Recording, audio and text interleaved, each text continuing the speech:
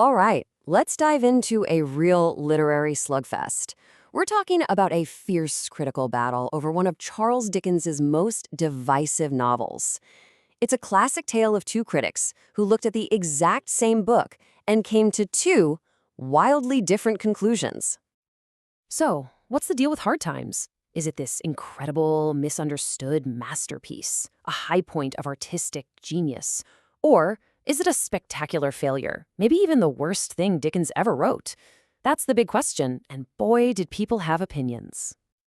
So, just as a quick refresher, the novel is set in this dreary, industrial place called Coketown. The whole story revolves around a guy named Thomas Gradgrind, who is obsessed with fact, fact, fact. He raises his kids on this diet of cold, hard data, starving them of any imagination or fun. And the perfect contrast to this rigid, gray world, a colorful, lively traveling circus. And here are our fighters. In this corner, the champion, F.R. Leavis, a hugely influential critic who said Hard Times was Dickens' absolute best work. And in the other corner, the challenger, J.B. Priestley, a popular writer himself who basically said the book was unreadable garbage. I mean, you can't get much farther apart than that. Let's get into it. Okay, first up, let's hear the case for the defense from F.R. Leavis. For him, this wasn't just another novel. It was a tightly constructed work of art, a real masterpiece. Yeah, Leavis did not pull any punches. He flat out called it a critical and timeless masterpiece. In his eyes, this was the book that elevated Dickens from just a popular entertainer to a truly serious genius-level artist. His whole argument really boils down to three key things: its incredibly tight and focused structure, its deep and powerful symbolism, and what he saw as a huge step up in Dickens's maturity as a writer. So let's break that down. You know, if you've read other Dickens novels, you know they can be sprawling.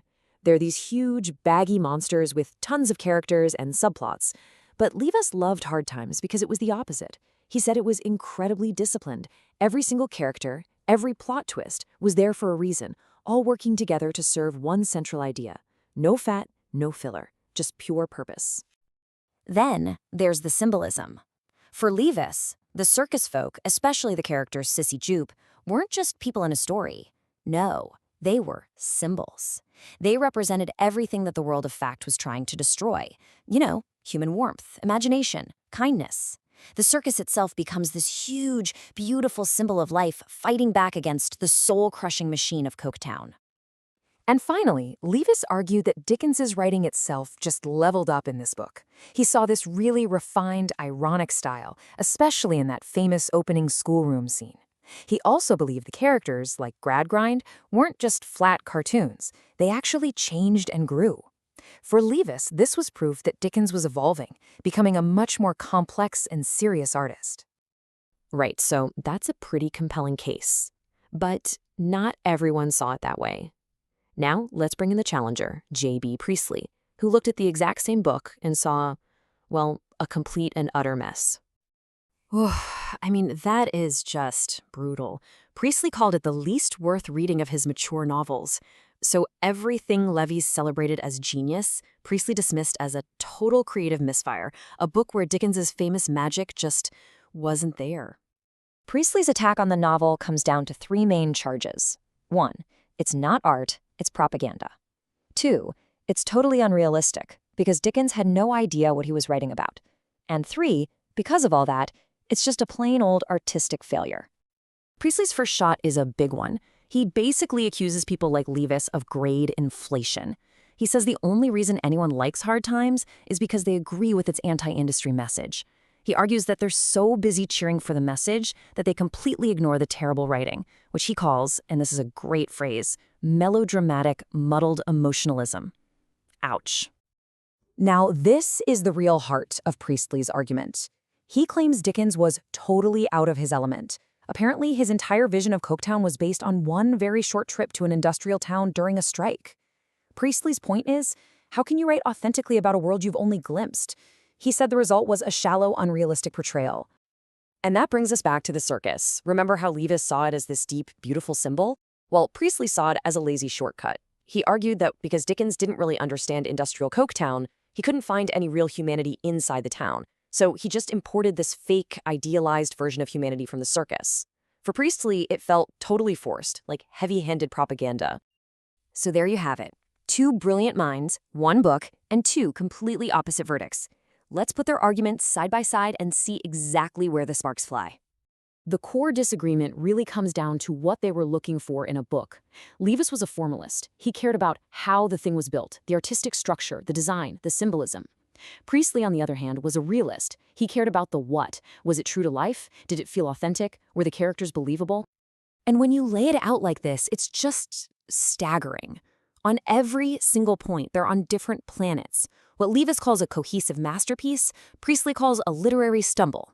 Leavis's powerful symbol of Coketown is just propaganda to Priestley. The circus is either a deep symbol of vitality or a forced, unconvincing contrast. They couldn't agree on a single thing. So, what do we do with this?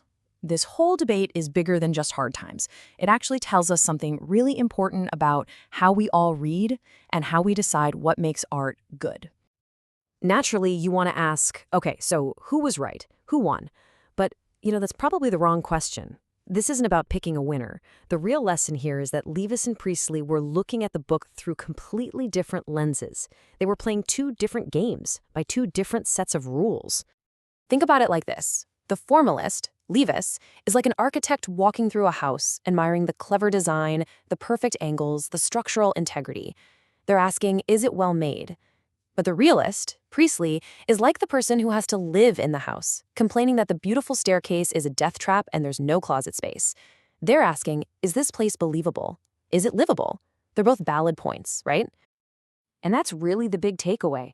The way you choose to look at a piece of art, the questions you ask, the values you bring, will completely determine what you end up seeing. Leavis looked for artistic perfection and found it. Priestley looked for lived reality and found it missing. So that leaves us with one last question. And this one is for you. When you pick up a book or watch a movie, which lens do you naturally put on? Are you the architect, admiring the craft? Or are you the resident, testing if it feels true? What matters more to you, the artistry or the authenticity?